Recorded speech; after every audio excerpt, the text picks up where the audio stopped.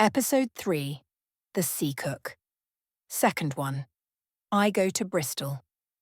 This project was prepared by Bra Rasool Sharif, teaching at Safin High School in Rania City. It took longer than 3 weeks until we were ready to go to sea. A ship was being prepared by the squire, and Dr. Livesey had been called away to London. During that time, I lived at the hall with old Tom Redruth and spent hours looking at the map, imagining every small detail and dreaming about what would happen when we finally got to the island. And so the weeks passed until one fine day a letter arrived. Old Anchor Inn, Bristol, March 1st. Dear Hawkins, the ship has been bought and is ready to go to sea. What a ship! She is easy to sail, weighs 200 tons, and her name is Hispaniola. My old friend Blandley helped me to get her.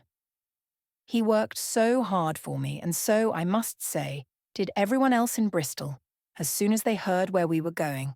To find the treasure, I mean. Finding the crew was a problem at first, and I could only find a few men.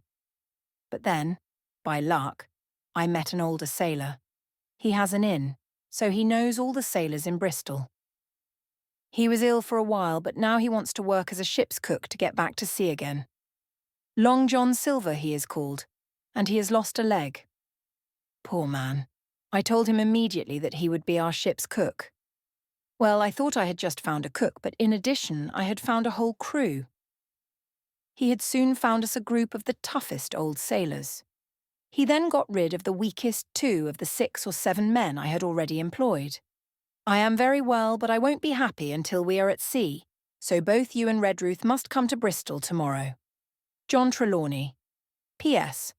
I forgot to tell you that Blandley, who will send a ship to look for us if we don't come back by the end of August, has found us a captain.